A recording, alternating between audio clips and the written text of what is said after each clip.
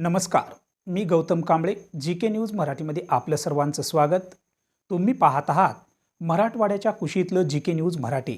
आता घेऊ विविध क्षेत्रातील राजकीय, सामाजिक, आर्थिक, कृषी आणि क्रीडा व तसेच शैक्षणिक विषयी घडामोडींचा आढावा. चला तर वळूया पुढील बातमीकडे. आता बातमी आहे शेतकऱ्यांविषयी. पाहूया सविस्तर. किनवट कृषी उत्पन्न बाजार समितीचे सचिव रवींद्र राठोड यांच्या विरोधात अनियमितता व नियमभंगाच्या आरोपांवरून शिस्तभंगाची कारवाई करण्याची मागणी संचालक नवीन राठोड यांनी पणन मंत्र्यांकडे केली आहे. याबाबत दिलेल्या निवेदनात त्यांनी मागील 6 महिन्यांत एकही सभा आयोजित न केल्याचा गंभीर आरोप करत ही बाब नियमबाह्य असून प्रशासनातील मोठी त्रुटी असल्याचे नमूद केले आहे.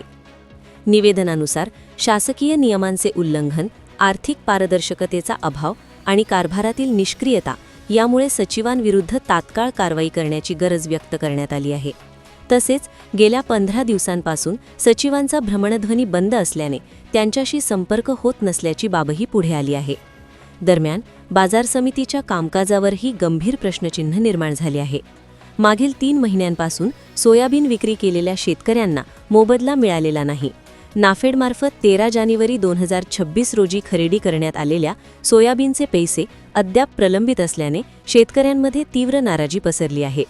आज उद्याचे आश्वासन मिळते, पण प्रत्यक्षात पैसे मिळत नाहीत, अशी प्रतिक्रिया शेतकऱ्यांकडून व्यक्त होत आहे. माहितीनुसार एकूण 211 शेतकऱ्यांनी सोयाबीन विक्री केली होती. त्यापैकी 32 शेतकऱ्यांच्या मालात तफावत असल्याचा संशय व्यक्त होत असून काहींची नावे वखार महामंडळाच्या नोंदीत आढळून न आल्याची बाब समोर आली आहे. त्यामुळे खरेदी प्रक्रियेत पारदर्शकतेचा अभाव असल्याचा आरोप होत आहे. कार्यालयातील कर्मचारी अपुऱ्या संख्येत असून 8 पैकी केवळ 2च कर्मचारी उपस्थित असल्याने कामकाज ठप्प झाले आहे. कर्मचाऱ्यांना मागील 5 वर्षांपासून वेतन मिळाले नसल्याची माहितीही समोर आली आहे. त्यामुळे संपूर्ण यंत्रणा सलाईनवर असल्याचे चित्र आहे. याशिवाय काही शेतकऱ्यांनी बाजार समितीने सोयाबीन नाफेडऐवजी खाजगी व्यापाऱ्यांना विकल्याचा आरोप करत आपली फसवणूक झाल्याचे म्हटले आहे. पावत्या हातात असूनही मोबदला न मिळाल्याने शेतकरी आर्थिक अडचणीत सापडले आहेत. आगामी पेरणी हंगाम तोंडावर असताना ही परिस्थिती अधिकच गंभीर ठरत आहे. या प्रकरणी सौ सुषमा आयलेनिवार यांच्यासह इतर शेतकऱ्यांनी सहाय्यक जिल्हाधिकाऱ्यांकडे तक्रार दाखल केली आहे. दरम्यान 25 मार्च रोजी सायंकाळी संतप्त शेतकरी व प्रशासकीय अधिकाऱ्यांनी बाजार समितीच्या गोदामाला कुलूप ठोकले. या सर्व पार्श्वभूमीवर प्रकरणाची सखोल चौकशी करून दोषींवर कठोर कारवाई करावी आणि शेतकऱ्यांना त्यांचा मोबदला व्याजासह तात्काळ द्यावा, अशी जोरदार मागणी होत आहे. आता संचालक मंडळ व प्रशासन या प्रकरणी काय निर्णय घेते याकडे बळीराजाचे लक्ष लागले आहे.